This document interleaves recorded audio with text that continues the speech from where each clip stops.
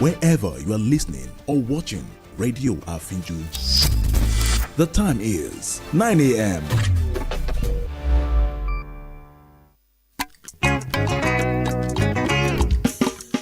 Ẹ bá mi pè o. Àfínjú. Kí lorúkọ rẹ̀? Àfínjú.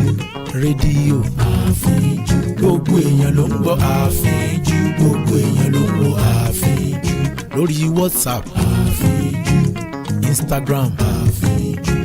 Facebook. Àfínjú. Lórí X. Àfínjú. Lórí YouTube. Àfínjú. Lórí TikTok. Àfínjú. Kí lorúkọ rẹ̀? Àfínjú. Ẹ bá mi pè o. Àfínjú. Rédíò. Àfínjú. Gbogbo èèyàn ló ń gbọ́ àfínjú. Gbogbo èèyàn ló ń gbọ́ àfínjú. Gbogbo èèyàn ló ń gbọ́ àfínjú. Gbogbo èèyàn ló ń gbọ́ àfínjú. Rédíò àfínjú. Rédíò àfínjú. Rédíò àfínjú. Hey there, Super Kids! Are you ready for a ride of fun and learning? Get ready to blast off on Kids Arena with Auntie Pearl and crew on Radio Afinju every Saturday, 9 to 10 a.m. Listen to stories that will tickle your bones, games that will blow your mind, and music that will make you dance like no one's watching.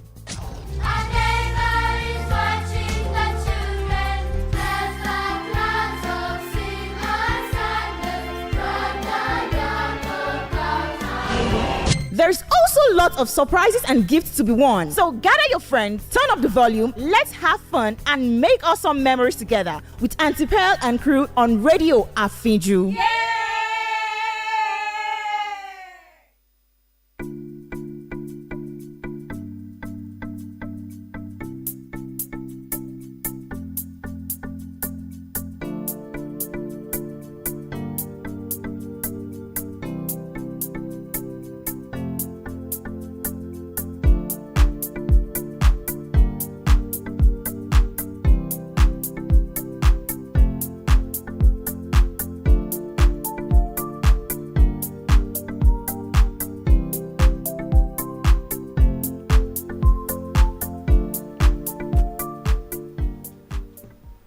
Hello kiddies, how are you doing? It's another wonderful Saturday. It's another beautiful weekend again to have fun here on Kids Arena. I hope you are glad to be here today because we will be having fun as usual. We will be having a lot of fun on the show because this is Kids Arena again. How are you doing? How has your week been?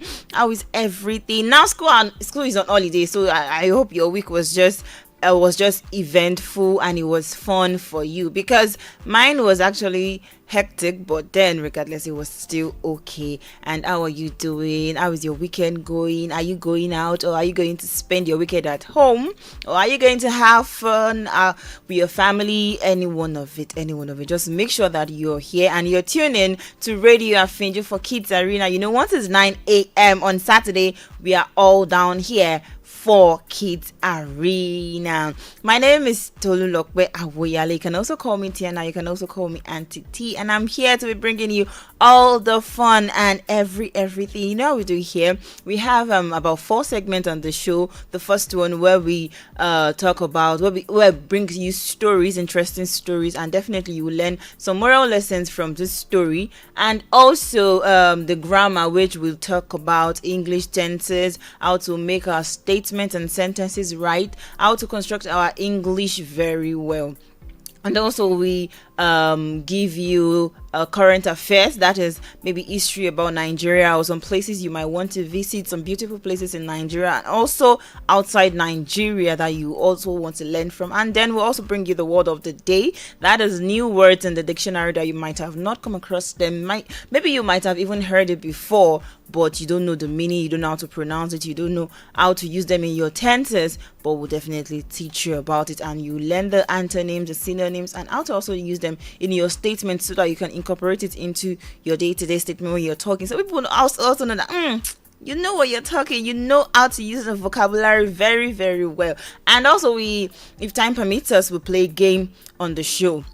You can see that the show is a very full packed one, and then we leave the show on a very, very high and fun mood, so you would not be bored on this show. Yes, right about now we would go on a short break, then when we come back we'll dive into the first segment of the show, which is the storytelling segment. Don't go anywhere, and do not forget to follow us on our social media platform on Facebook, Instagram, YouTube, X, all at Radio Afinju. Also on our website you can listen to us, www.afinjufm.com. Don't go anywhere, we'll be right back.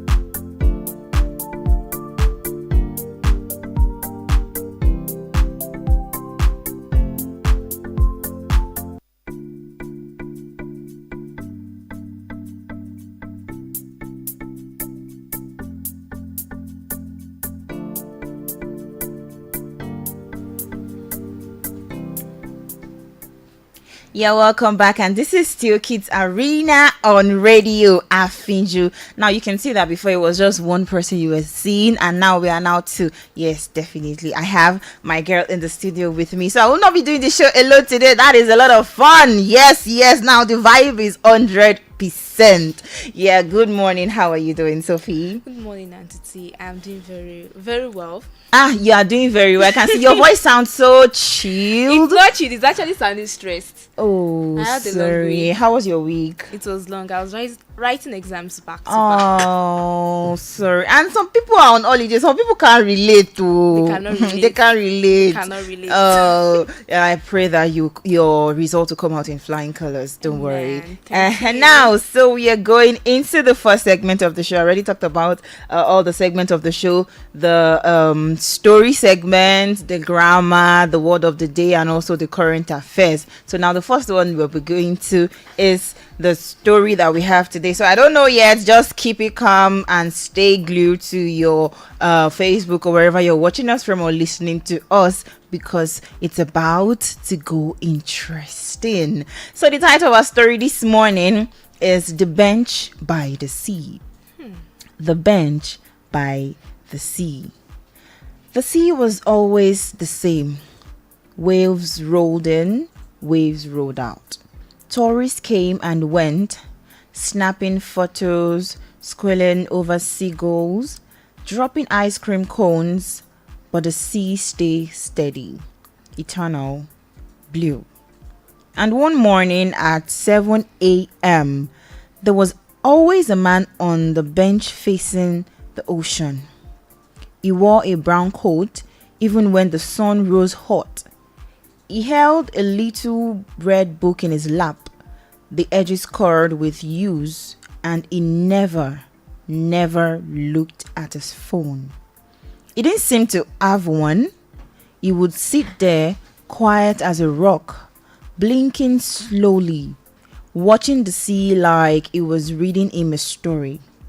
Most people passed him by without a second thought. A few assumed it was strange. Some thought he was lonely, but no one ever stopped to ask until Zara did. Zara was 17 and always on the move.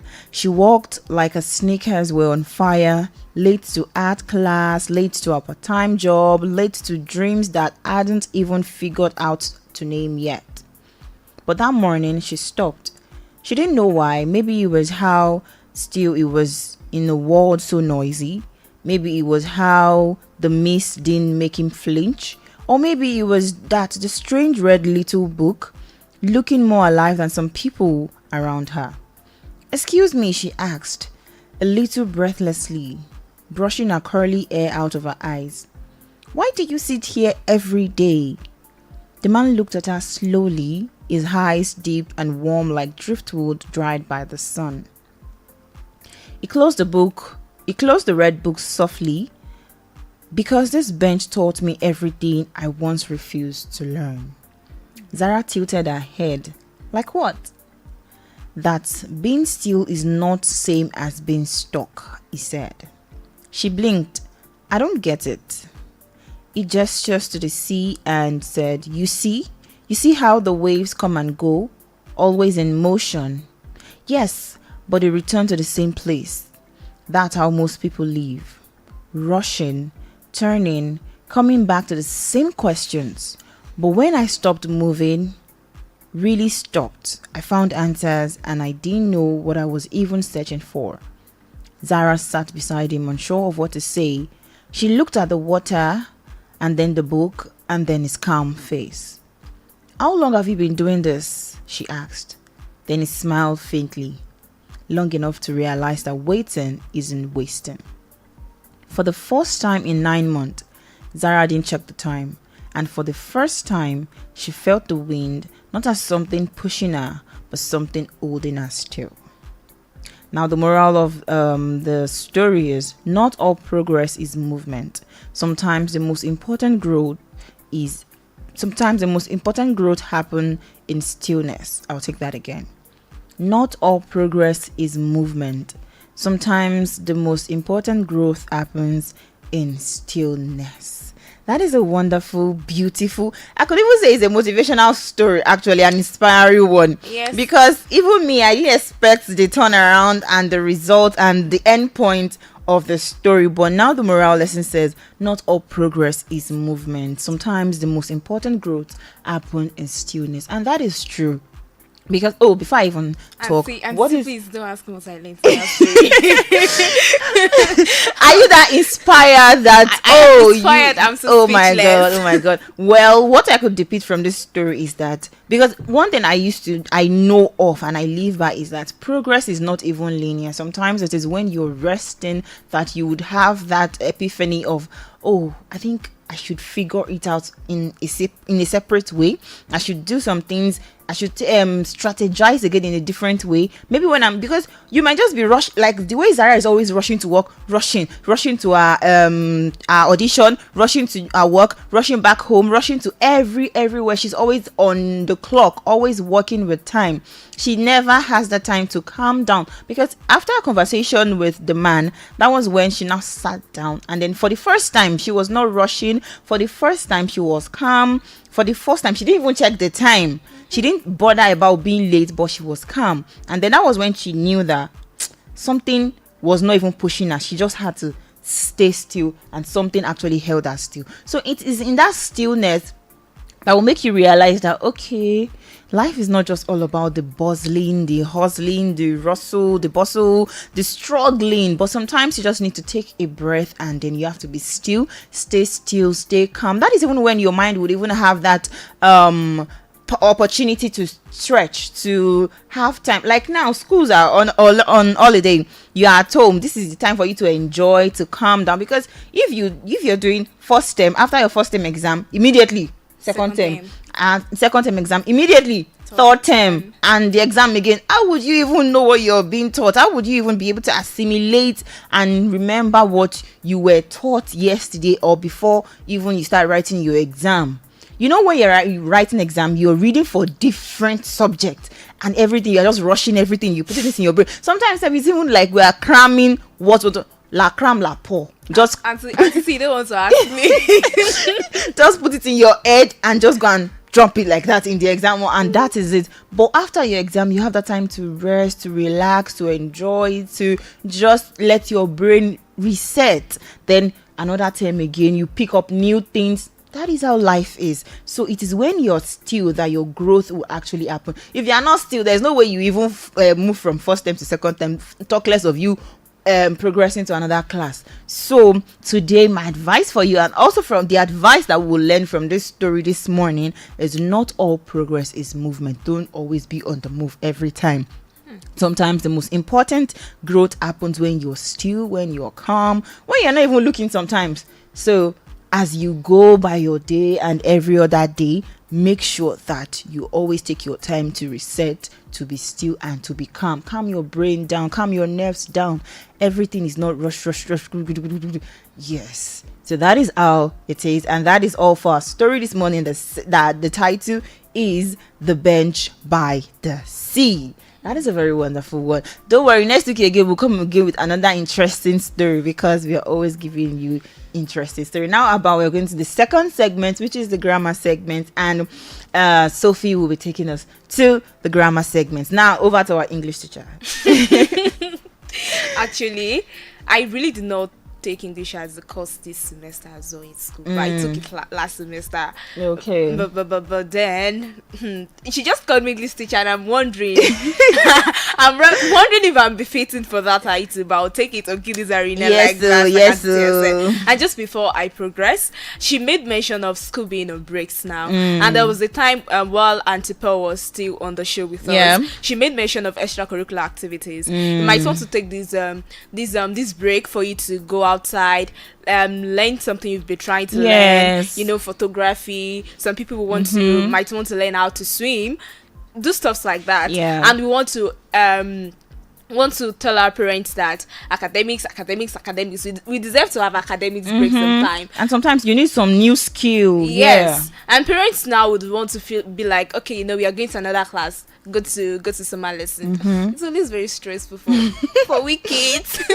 So please, we can have a new idea, a new concept to what our break can be used for. So with that being said, let me have a proper good morning from wherever you're listening or watching Radio Afinju, and you're welcome to Kiddies Arena. Auntie T has done the introduction. So right about now, we'll be looking at the grammar segment, and today we are doing something different, not the usual, you know, part of speech, head of speech, grammar section. We're just looking at words that we pronounce correct, wrongly, and how we use them wrongly as well. Everybody's sometimes used to some words that like compliment and compliment. One is a noun, the other is a verb. How do we use these words? How these words, this spelling, how do we pronounce them? How do we use them? That is what we are basically looking at this morning. And we're going to be looking at 10 words that have let me say homophones. Whenever you heard them, they sound alike, and that might even confuse us while we want to use them. That is what we're basically talking about this morning.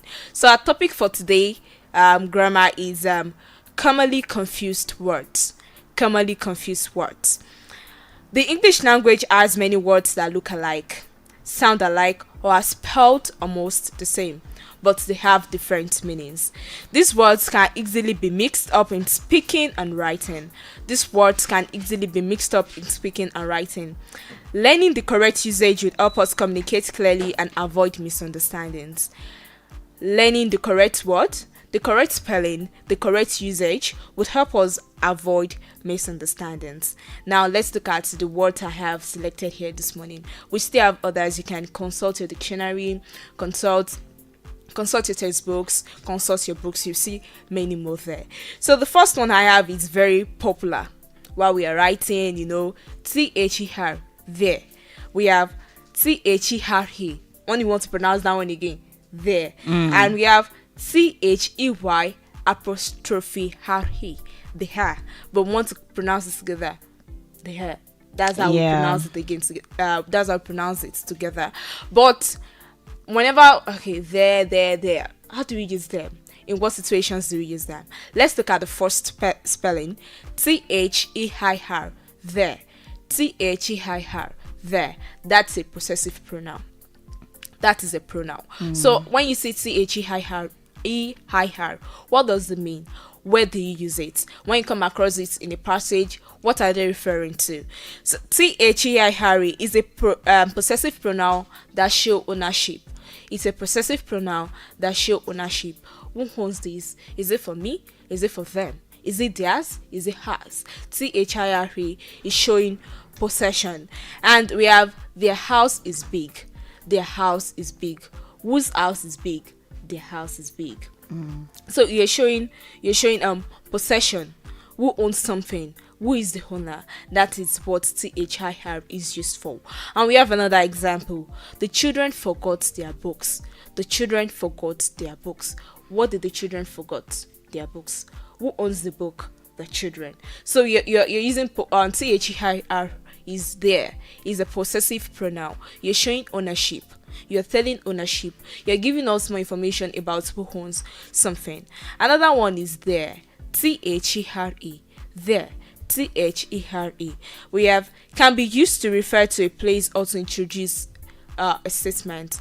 Can be used to refer to a place or introduce a statement. Where are you talking about? Where are you taking us to? Where were you playing? So you're giving us information about a place. You're describing a place. You're giving a specific location that's not far from you. And it's also used to introduce a statement. So we went there on holiday. We went there on holiday. Okay, when you Paris, yes, we went there for holiday. THERE, that is what you use, not THEIR. While you're describing, while you're referring to a place. And you have another example. There is a problem we need to solve. You're introducing a statement, an idea, an opinion. There is a problem we need to solve. There is a problem we need to solve. You're introducing an idea, a statement, and a thought. And we have the third word that is in correlation with there, THEIR, the possessive pronoun. THERE, the one that is introducing a statement, is THEY apostrophe RE, the hair. I don't think there's supposed to be misconception using these words wrongly, but we still tend to make that mistakes. THEY apostrophe RE means the hair. The hair. We did a particular topic where we talked about apostrophe, how to use them, what they mean while we're seeing them. Contractions. We're using contractions. Instead of writing the words in full, we just introduce the apostrophe and contract the word, the hair. And we have example. They are going to the cinema. They are going to the cinema. What was the hair? It's sounding like THEIR and THERE. That's what it sounded like. But they are not the same. They are different. So we have THEY apostrophe RE, the hair. This is a type of contraction which means the hair. Example. They are going to the cinema. They are going to the cinema. We have another one. They are happy with the result. They are happy with the result. Now we have, for you to be able to differentiate when to use THEIR, THERE, THEY apostrophe RE, we have, if you can replace the word with the hair, like you want to write something, you want to express your thought, but you don't want to, you're confused on whether to use the word is coming to your head, but you don't know how to write it. If you can use the her, like you can write THEY space ARE, the her, you can write it separately. Then it is an idea that you can use the contract form of the her, that is THEY apostrophe RE in that sentence. So that is difference between THEIR there, THEIRE there, and THEYRE the her. So when you see them, when you come across them in a sentence, they sound alike, but they're actually different. Another one is yo, YOU, yo, and YOU apostrophe RE again, another contraction. We make mistake. People make mistakes of this while writing, trying to write a letter. Some people will even omit the apostrophe and just write YOURE. It's actually wrong because you're passing the wrong information, the wrong knowledge of whatever you're writing while doing that. So yo, YOUR. This is a possessive adjective. Meaning belonging to you. So there's a difference between YOUR and YOU apostrophe RE. So you have to take note of that.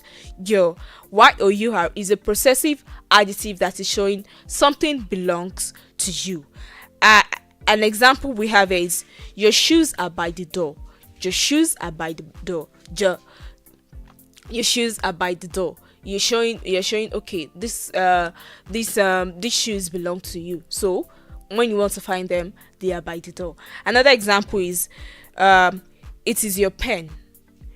Is it your pen? You're asking a question. Is it your pen? That pen I saw on the table, is it yours? Is it your pen? So you are showing that something belongs to someone. Something belongs to you. So that is when you use YOUR in a sentence. And when you see YOU apostrophe RE, that one means you are. So don't miswrite you are for yo. Don't miswrite yo for you are. They are different in context, in concepts, even in content. While you're trying to write, you're trying to speak, they are different. You are going to love this movie. You are. YOU apostrophe RE. You are. That is what it means. You're just contracting like we did for the hair. You're also contracting you are here. You're contracting the word instead of writing it in full. Just bring in the apostrophe word to express yourself. We have you're going to love this movie.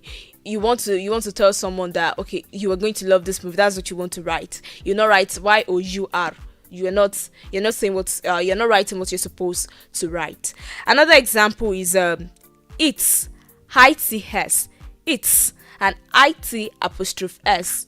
We make mistakes of this a lot. It's ITS.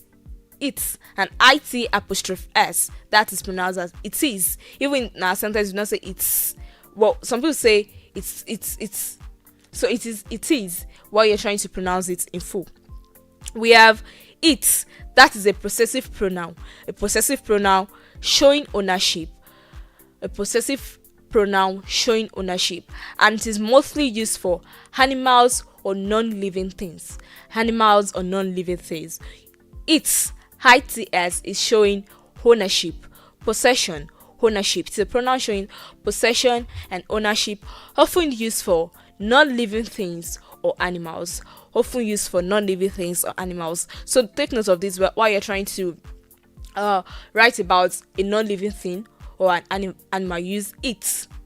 So that is what another usage of it. Now, where do you use it? It is used for the possessive pronoun, like I said earlier, used for non-living thing or animal. We have example: the cat licked its paw. The cat licked its paw. So you're talking about a cat here. You're expressing, okay, what did the cat did? Okay, it licked its paw. So you do not go and bring IT apostrophe S. You'd be wrong there. Another example is the company changed its logo. So you're talking about possession, ownership. That is when you use it. When we have IT apostrophe S, they have the same letters in them. It apostrophe s means it is. It is. So it is just in contraction form. That is where we have it apostrophe s. And an example of that is, it is raining heavily today. It is raining heavily today. You're giving the verb it is. Is there, of course, when it is raining heavily, you're trying to give us an action that is being performed by the rain. So it is raining heavily today. It is. So whenever you want to contract that word it is, then we have it apostrophe s. So we have another one is it's been a great year. It's been a great year. It apostrophe s can also translate to it has. So we have it has been a great year. It's been a great year. So you're trying to contract the word it is and it has. So we have the letters it apostrophe s. It is different from its without any apostrophe. The one with apostrophe is talking about contraction of form of it is and it has, while the one without apostrophe, just its, is showing ownership, possession for a non-living thing or an animal. That is the difference between it is and it. So you have to master it to know where to use it appropriately. We have another word, affect and effect. Affect and effect. We also make mistakes of this as well. Affect and effects. Where can we use affect? Where can we use effect? AFFECT, affect. EFFECT, effect. Affect, it's a verb meaning to influence or cause a change. To influence or cause a change. While effect is a noun, affect is a verb. Affect is a verb, effect is a noun. Effect means the result or outcome of something. The result or outcome of something. Affect is to influence or cause a change. To influence, affect is the influence and to influence or cause the change, while effect is the outcome of the change from the action. So affect is to influence a change. Effect is the outcome you get from that change that has happened. So an example is, for affect, we have lack of sleep can affect your health. Lack of sleep can affect your health. So when you don't sleep properly, what is the change that could cause to your health, to your body? So lack of sleep can affect your health. We have another example. Is speech affected everyone deeply? Is speech affected everyone deeply? Is speech influenced everyone's emotion? So that is when you use the word affect to influence, or you're trying to express that something has caused a change. Why effects? The result shows the result or outcome of something. That is a noun. To show the effect, to show the outcome of something. That is effects. We have example. The medicine had a calming effect. The medicine had a calming effect. You took your medications. How do you feel after taking that medication? What outcome do you feel after taking that medication? So that is what effect is saying. Effect is it's enlightening us on the outcome of doing something. We have another one. One effect of pollution is climate change. One effect of pollution is climate change. When you pollute the air, you pollute your surroundings. You don't dispose your waste properly. What are the effects of these things? What happen afterwards? When you do these things, when you perform these things, what are the things we have as the results? So there's a difference between affects and effects. Affect is a noun. Affect is a verb. Effect is a noun. So you just have to learn it. Affect is usually an action. Effect is usually a result. Affect is the action. Effect is the result. The fifth one we have here this morning is then and dan. That is where we'll be stopping. Probably continue next week because of our time. We have then and dan. THEN, then, and CHAN, dan. Dan relates to time or sequence. Why dan is used for comparison. Then and dan. then is used for time or sequence, while than is used for comparison. Then relates to time or sequence. You're telling us fine, the sequence, manner. So you use the then rather. We had breakfast, then we went to school. We had breakfast, then we went to school. We can relate this to what we're talking about, writing about narrative essay, sequence and other. In what order did this happen? Okay, we went to school, then we greeted our teacher. Afterwards, then you're telling us, you're relating to time and sequence of an happening.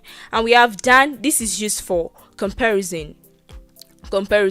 You have two objects. This is where our adjectives come in. You want to compare two objects, two persons, in terms of height, in terms of intelligence. So use than to compare them. We have she's taller than I am. She's taller than I am. You're using comparison. Say she's taller than I am. That's wrong. So use than to show comparison. And we have another example here. The phone is more expensive than that one. This phone is more expensive than that one. You're showing comparison in prices of the phone you are holding and the other person's holding. Then is used to show sequence, order of manner of events. While than is used to show comparison. And that is where we are going to stop this morning about what we misuse wrongly in English language. All right. Thank you very much. I told you that it was over. I'm taking it over to our English teacher, and that was very well detailed. So now we can identify and also differentiate the commonly wrong use of words and then use them right in your sentences, in your statements, while constructing your English, or when you're writing an essay, or you're writing a composition, or whatever you are writing in English language. So now we'll go on a short break. So when we come back, we'll go into the next segment, which is the current affairs. Don't go anywhere. We'll be right back.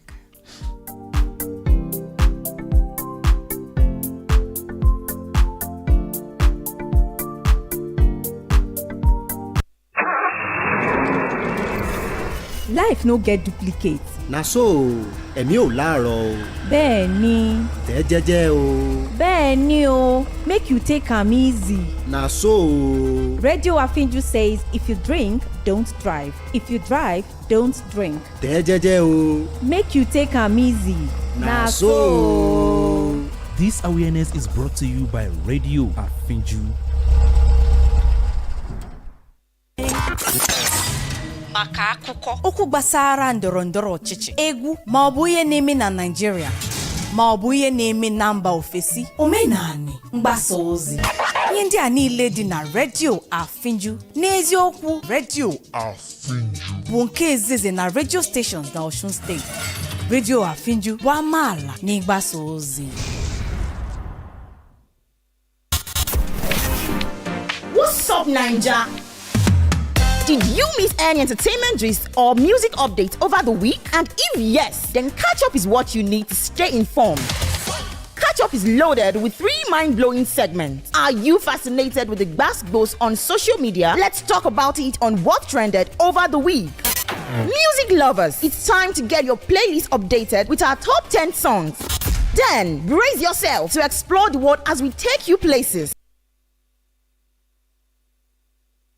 There is no other way to get you updated than Catch Up. Join Spicy Honey Drops and your radio gem on Catch Up every Saturday, 2:30 to 4 p.m. on Radio Afinju for a moment of fun. Don't worry, Catch Up got you covered. For the best music,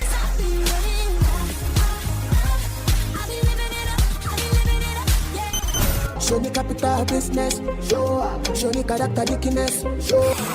season sport presentation. Round 10 begins. If they complete this round, Balanced and objective news reportage and all-round entertainment. Listen to the jewel of the pack of radios in this class.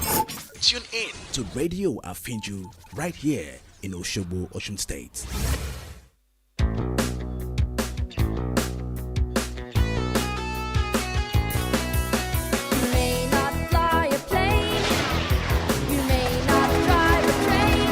You can drive your toothbrush, do it every day.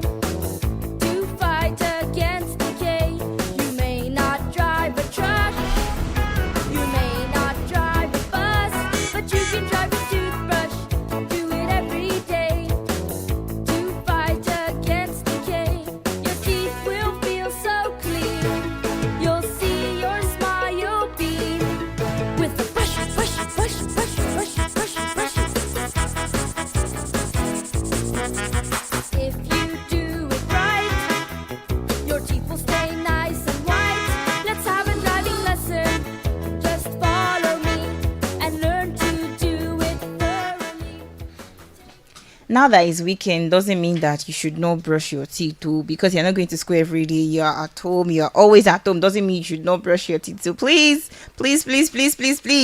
Sophie would not like it if you don't brush your teeth. So make sure you brush your teeth today. Not just only brushing your teeth, brush your tongue and brush your mouth very well to avoid mouth odor.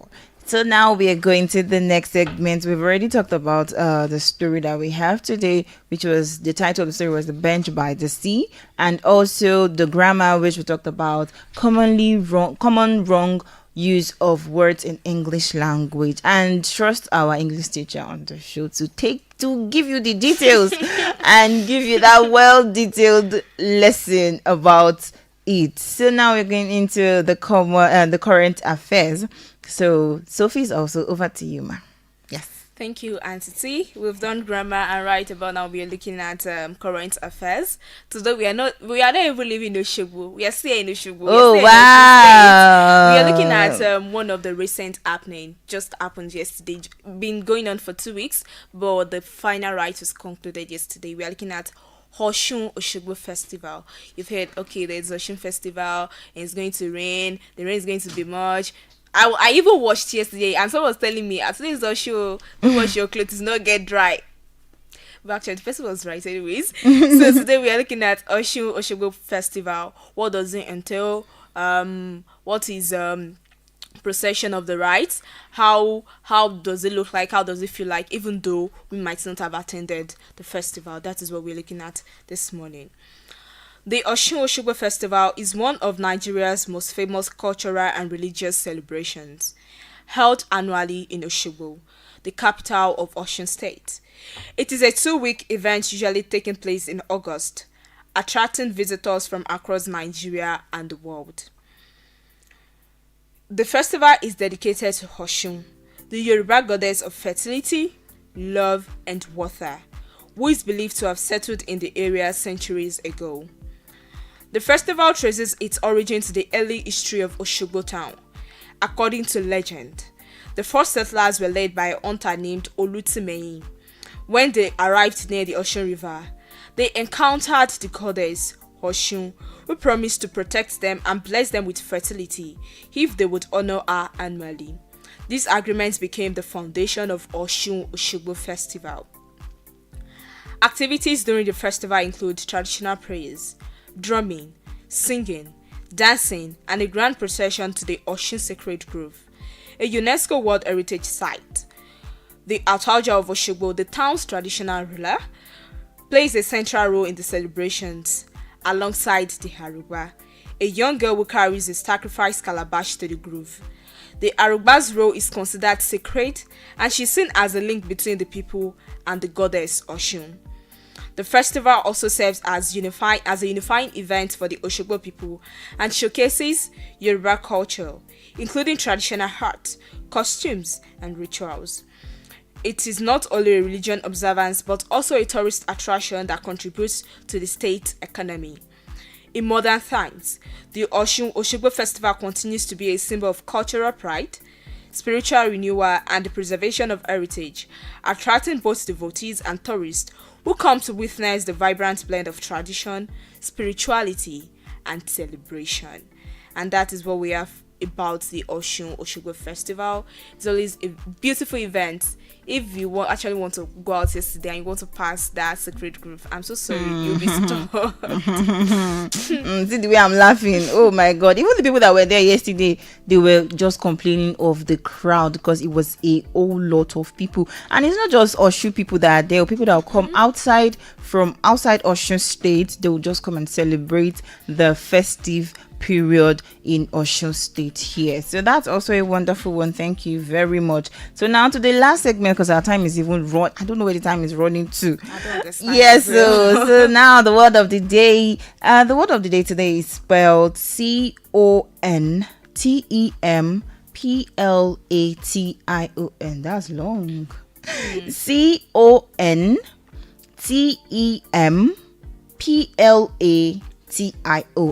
That is pronounced as contemplation. I'll take it again. It is pronounced as contemplation, and that is a noun. The meaning is the act of thinking deeply reflecting or observing something thoughtfully and quietly, especially over a period of time.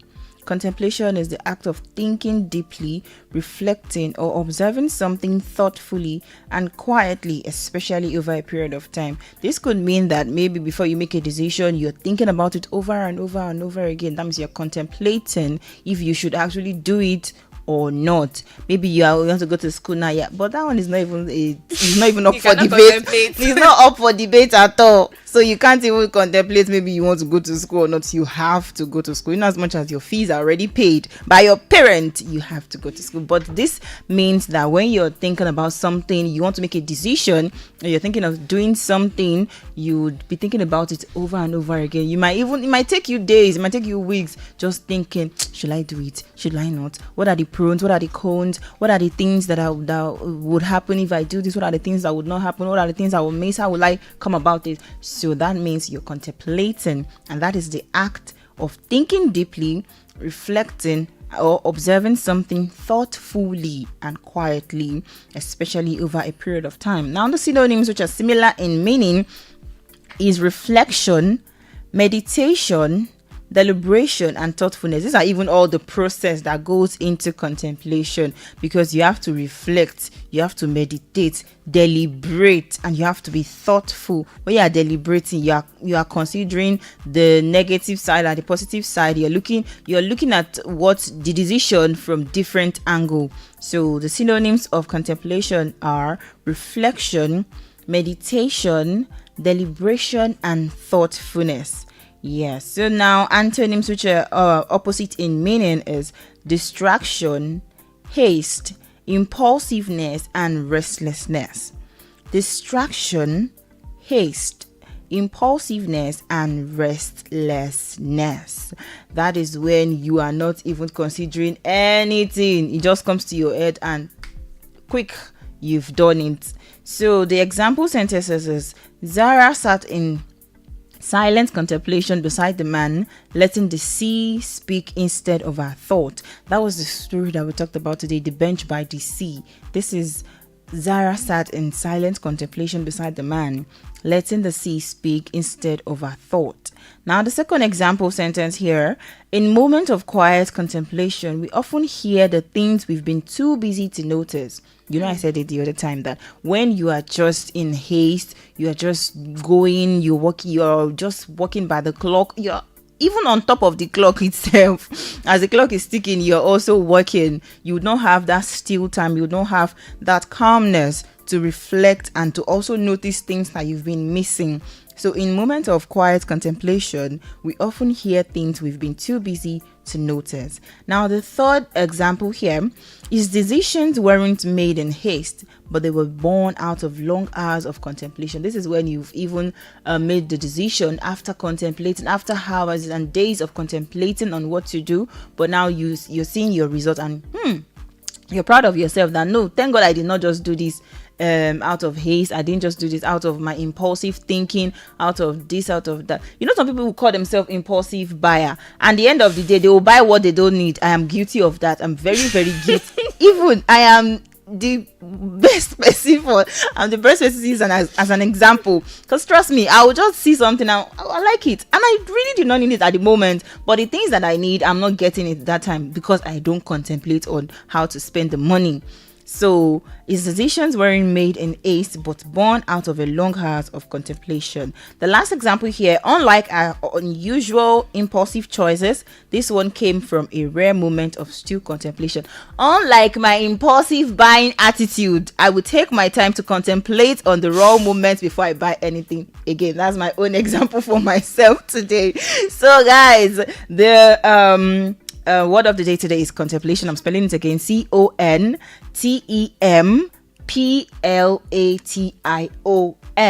So you can use that in your sentences and in your statement when you're talking. So our time is, I said our time is just running. Well, we have to go now. We don't want to go yet, but we have to go now.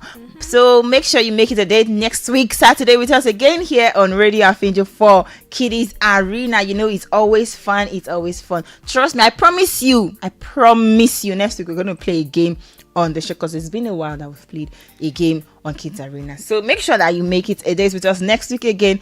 Don't forget to follow us on our social media platforms at Facebook, Instagram, YouTube, X, all at Radio Afinjo, and also on our website www.afinjofm.com. Do not forget you can also listen to us on the Zeno Radio and on Radio Garden Afinjo. We are the only station, the only one with an impeccable dimension to broadcasting. Till I come your way again next week, my name remains Tolulope Awoyale. You can also call me Tiana. Auntie T. Yes. Let me have that for her. It's been a beautiful episode of Kiddies Arena again. Do well to join us 9 a.m. to 10 a.m. next week Saturday. On behalf of Ewolu Afaladara Mustafa and myself, have a wonderful Saturday. Bye.